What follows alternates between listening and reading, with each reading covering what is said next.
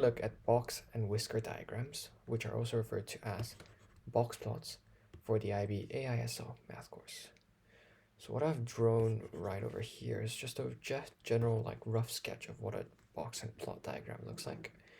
And by the end of this video, you should hopefully be able to draw this yourself, given a bunch of data, and you should be able to read off of it and see what it's trying to say.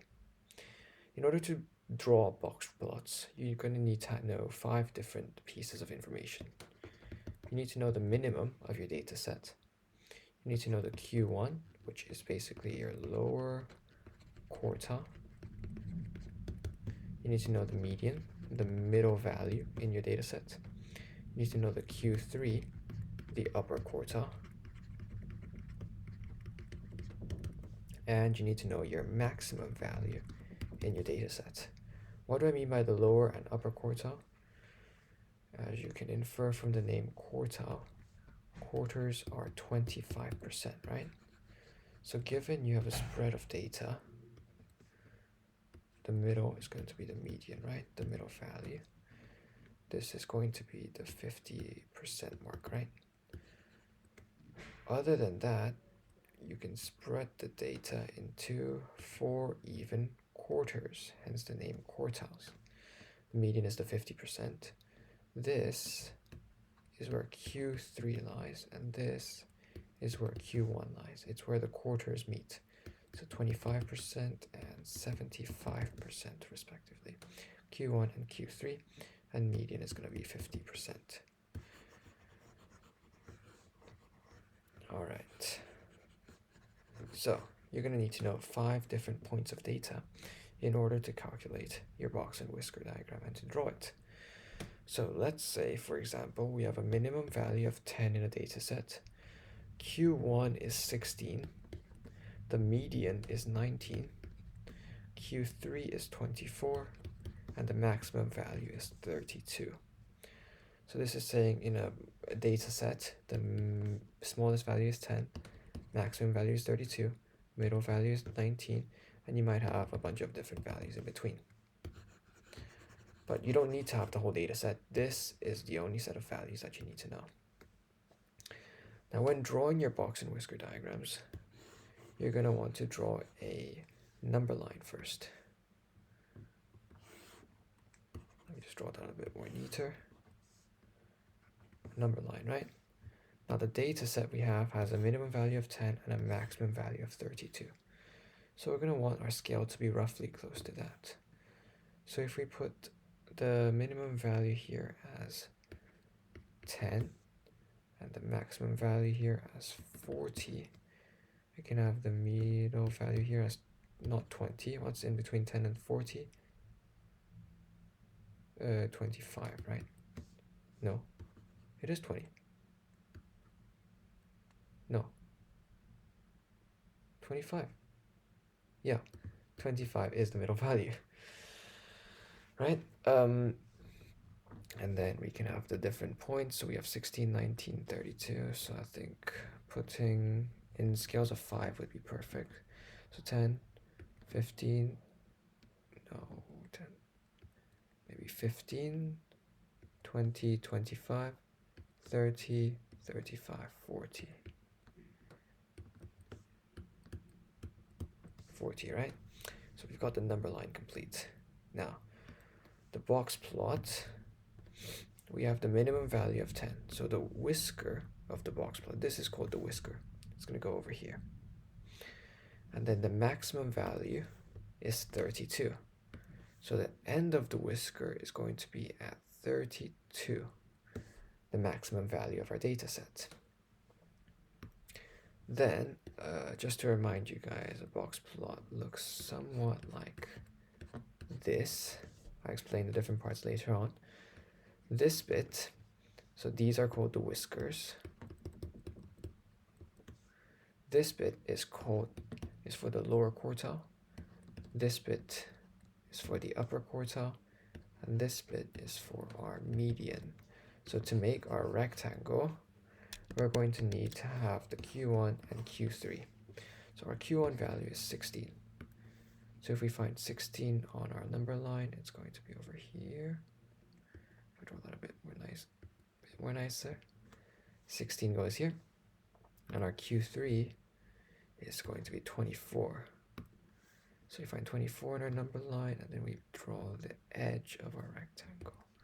Let's draw that a bit more nicer. Then we can join them up. And then the line going through the rectangle is for the median. Our median value is 19. So if we find 19, we can have the median go through. And simply all we have to do is join all the different parts together. As I said, this is the whisker of our whisker box and whisker diagram. This is also called the whisker. And this represents Q1 and Q3, the upper, and sorry, not Q1 and Q3, the minimum value, and this is the maximum value, right? This over here represents Q1, so this line over here, this one, that's going to be Q1, and this outer edge over here is going to be Q3. So this is the lower quartile, and this is the upper quartile. Splitting it up right in the middle, we have what's called the median, the middle value of a data set. Now, what this allows us to do is it lets us see the overall spread of the data set. So, for example, this one is which side of the data is longer? Well, the right-hand side of the data is a lot longer than the left-hand side, right? When the right-hand side is longer, this means our data is positively skewed. It's a positively skewed data set. Now, the data set can also be negatively skewed. For example, if your box and whisker diagram looks somewhat like this, the left-hand side is much bigger than our right-hand side, right? When this is this case, we call it negatively skewed. And because numbers in a number line generally go bigger, right, as you go towards the right, it's kind of obvious. If the left-hand side, which was where the negatives would be, is larger, it's going to be negatively skewed. If the right-hand side, where it gets generally bigger, is larger, it's going to be positively skewed. Now we have one more type that we need to know, which is called a normally distributed one. Now, what does normally sound like? It sounds like what's normal, right? And the norm would be even distribution. This is kind of the ideal you want in a data set. So in a normal distribution, it's going to be identical on both sides. So in other words, it's going to be symmetrical. This is the normal, and this is the ideal, what you want from your data set in an ideal situation. Now, when you have questions about this in your exams, you might be asked to draw a box and whisker diagram for old and new data. So how it changes between the old and the new. So we're going to need the same things again. So we're going to need the minimum, the Q1, the median, the Q3, and we're going to need the maximum data set, right?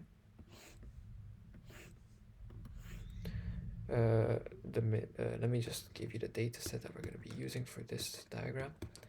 5, 7, 8, 8, 10, 9, 12.5, 10, and 21, 12. Now, when you have two sets of data for your box and whisker diagram, you're not overlapping two into one. You're basically drawing, so if this is the number line, you're drawing one box and whisker diagram, and then you're going to draw another one that's comparing it so that you can easily glance and compare the two at once, and then usually on the side you'll annotate it so that you can know which one is which. So if you have time, try draw it yourself, and then you can check your answers with what I do. Now, if we're going to draw this, we need to know our minimum and maximum values first so we can know what to put on the number line. The maximum value we have is 21, and the minimum value we have is 5. So the number line is going to go from 5 to 21, right? So if we go here, draw out the number line in a straight line if possible. So we can have 5 go here, and I think we can have 25 go there. So 5, let's go in increments of 5 again, 10, 15, 20, 25, right? The minimum value for the old one, let's do the old one first.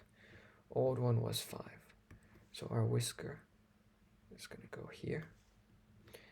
And the maximum value was 21. So 21, so it's going to go right over here. Then let's draw the box out.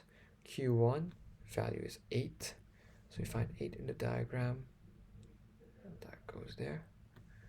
Let's find the end of the box, which is going to be 12.5 for the upper quartile. 10, somewhat like so, 12.5, around about there. Then we can draw out the box, join up the whiskers to the box, and the median value was 10, so right there. That is the data set for our old one. Now let's do the same one for our new one. I'll do it in blue so that you can differentiate a bit more easily. Our minimum value for the new one is 7. So if we find 7, we can put it here. Oh, sorry, that's 5. 7 would be a bit more closer to the right, like around here. Our maximum value is 12. So we can find 12 again in our diagram. And it would be somewhere about here. Then we can draw out the box. Q1 is 8. So it's going to be in the same position as the one right below. Maybe a bit more to the right. And our Q3 is 10. So right where that median line was last time. In hindsight now, I should have made the scale a bit more bigger so that I can zoom in. Maybe I can zoom in over here. Yes, so we got the box. Now we can join the box with the whiskers, and the median value we've got is 9. If we find 9, it's going to be somewhat like so. So from having drawn this, we can see the overall spread of data is much smaller in this new data set. Now what I didn't tell you before was this is a data set for medicine, for a drug. Obviously, the idea would be to have a lower spread of data, which means your results are more accurate. Let's try to identify what kind of distribution it is. Is it positively skewed, negatively skewed, or normally distributed? This one, the negative side seems to be a bit more larger. So this is going to be negatively skewed. For this one, the positive side seems to be much longer. So it's going to be positively skewed. And the new one is less spread out. So now we're learning about how to read off of the diagram. Less spread out, and it's more predictable because the range of your data set is much smaller. That is pretty much how you draw a box and whisker diagram. You just need to find, in summary, the minimum point and the maximum point. That's where your two whiskers are going to go. Your Q1, your lower quartile, your upper quartile, Q1 and Q3, that's what makes the boundaries of your box. And then you just need your median, which is what splits the box. And then just join up your whiskers with a line. That is pretty much it. When you're asked to draw 2 in 1, just put the one on top of each other. Don't attempt to like conjoin the two or anything like that. And that is pretty much it.